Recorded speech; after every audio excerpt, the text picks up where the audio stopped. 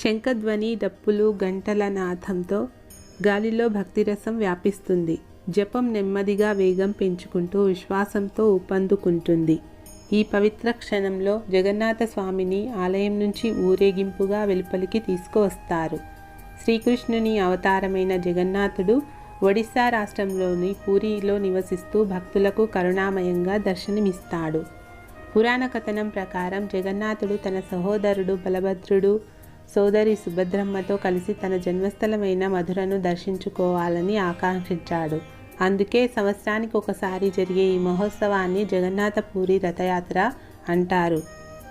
పూరి జగన్నాథ రథయాత్ర ఆసక్తికరమైన నిజాలు. హిందూ పంచాంగం ప్రకారం ప్రతి సంవత్సరం ఆషాఢ మాసంలోని శుక్ల ద్వితీయ తిథి నాడు ఈ రథయాత్ర జరుగుతుంది.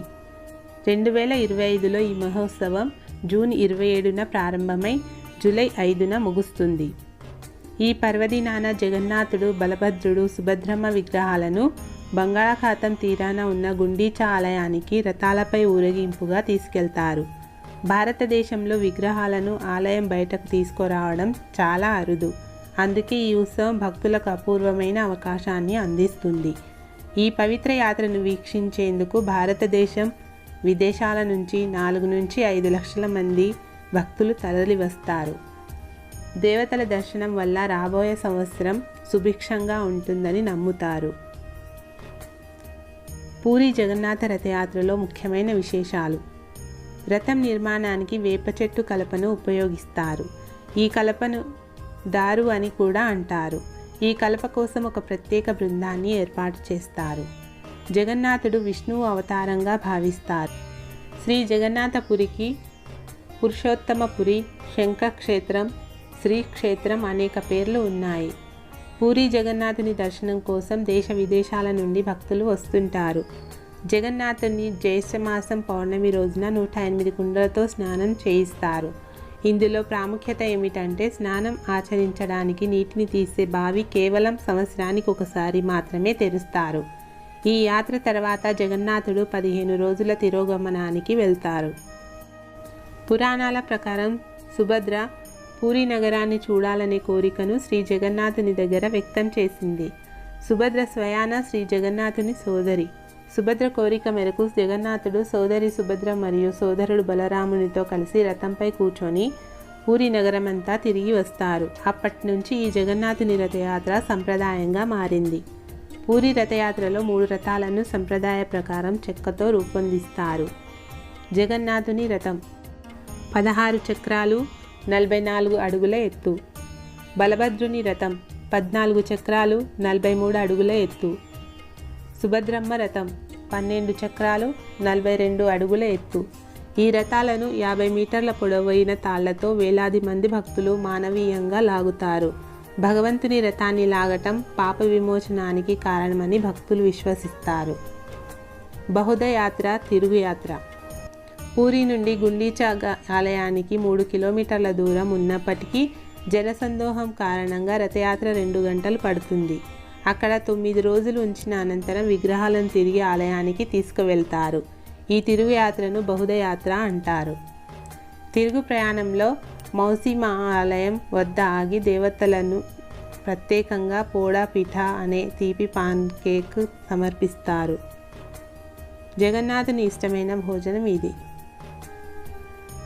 పూరి రథయాత్ర పురాణ గౌరవం. పూరి రథయాత్ర ప్రస్తావన స్కంద పురాణం, బ్రహ్మ పురాణం, పద్మ పురాణాలలో కనిపిస్తుంది. ఈ ఉత్సవం భక్తి సమానత్వానికి సంకేతం. జగ్గరనాథ్ అనే పదం వెనుక కథ.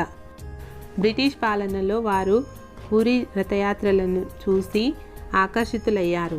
ఈ ఊరేగింపు అద్భుతమైన శక్తితో ముందుకు సాగుతుందని భావించి జగ్గర్నాట్ అనే పదాన్ని ఉపయోగించారు. జగ్గర్నాట్ అంటే మార్గంలో ఉన్నదాన్ని నలిపివేసే భారీ శక్తి. జ్యోతిష్యపరంగా రథయాత్ర ప్రాముఖ్యత. ఈ పండుగ విష్ణు అవతారమైన జగన్నాథునికి అంకితం. భక్తి శ్రద్ధలతో ఈ యాత్రలో పాల్గొంటే జన్మ మరణ చక్రం నుండి విముక్తి పొందుతారని నమ్ముతారు.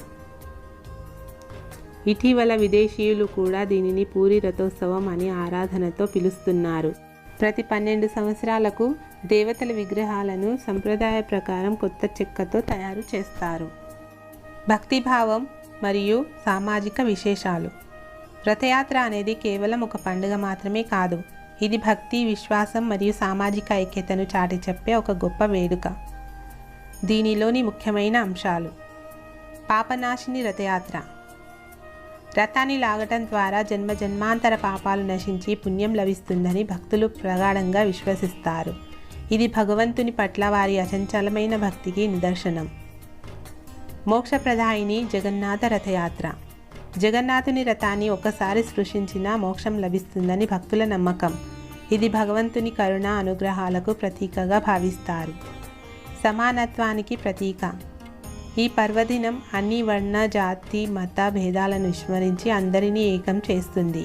సమాజంలో ఎటువంటి అంతరాలు లేకుండా అందరూ కలిసిమెలిసి పాలు పంచుకునే గొప్ప వేదిక ఇది. రథయాత్ర సామాజిక సమానత్వాన్ని, సౌభ్రాతృత్వాన్ని పెంపొందిస్తుంది. విశ్వవ్యాప్త రథయాత్ర. భారతదేశంతో పాటు అమెరికా, యూరప్, ఆస్ట్రేలియా, నేపాల్ వంటి అనేక దేశాలలో కూడా ఇస్కాన్ ఆధ్వర్యంలో రథయాత్రలు ఘనంగా జరుగుతాయి. ఇది జగన్నాథ సంస్కృతికి ఉన్న విశ్వవ్యాప్త ఆదరణను తెలియజేస్తుంది. ప్రసాదాలు మరియు ఆలయ విశేషాలు. మహాప్రసాదం. ప్రతిరోజు 56 రకాల నైవేద్యాలు మహాప్రసాదంగా సమర్పించబడతాయి. వంటశాల. ఆలయం లోపలనే ఆసియాలోనే అతిపెద్ద వంటశాల ఉంది. ప్రసాద విక్రయం. భక్తులకు ప్రసాదం ఆనంద బజార్లో విక్రయించబడుతుంది. ప్రసాదాన్ని స్వీకరించడం వల్ల పాపాలు నశిస్తాయని భక్తుల ప్రగాఢ నమ్మకం. పూరి జగన్నాథ రథయాత్రలో పాల్గొనడం వలన సకల తీర్థయాత్రల ఫలాలు లభిస్తాయని ప్రగాఢ విశ్వాసం. ఈ యాత్రలో భాగస్వామ్యం మానవత్వపు విలువలను, సమానత్వ భావనను, భక్తి పరిపక్వతను పెంపొందిస్తుంది.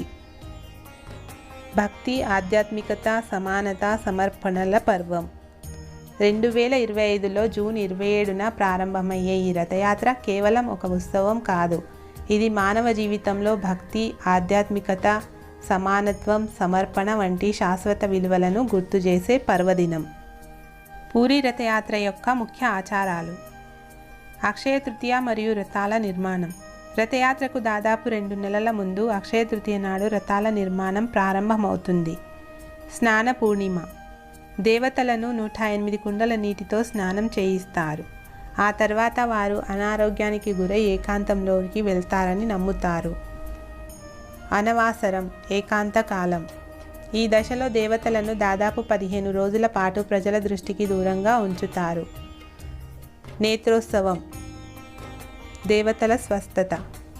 రథయాత్రకు ముందు రోజున దేవతలు కోలుకున్న తర్వాత తిరిగి దర్శనం ఇస్తారు. ప్రత్యేక ఆచారాలతో దీనిని జరుపుకుంటారు. చెరాపహంర, రాజ ఆచారం. పూరి రాజు రథవేదికలను బంగారు చీపురుతో ఊడ్చడం దైవిక ముందు వినయాన్ని సూచిస్తుంది. గొప్ప ఊరేగింపు. దేవతలను వారి వారి రథాలలో ఉంచి వీధుల గుండా గుండీచా ఆలయానికి తీసుకువెళ్తారు. గుండీచా ఆలయంలో దేవతలు 9 రోజులు ఉంటారు. అక్కడ వారిని పూజిస్తారు. బహుదయాత్ర, తిరుగు ప్రయాణం. జగన్నాథ ఆలయానికి తిరుగు ప్రయాణం సమాన వైభవం మరియు ఆచారాలతో జరుగుతుంది. సోనా బెహసా, బంగారు అలంకరణ. దేవతల అద్భుతమైన ప్రదర్శనలో బంగారు ఆభరణాలతో అలంకరించబడతారు. నీలాద్రి బీజే, ఆలయానికి తిరిగి వెళ్ళడం. దేవతలు చివరికి జగన్నాథ ఆలయం లోపల తమ గర్భగుడిలోకి తిరిగి వచ్చి పండుగను పూర్తి చేసుకుంటారు. ఓం శ్రీ జగన్నాథ స్వామినే నమః.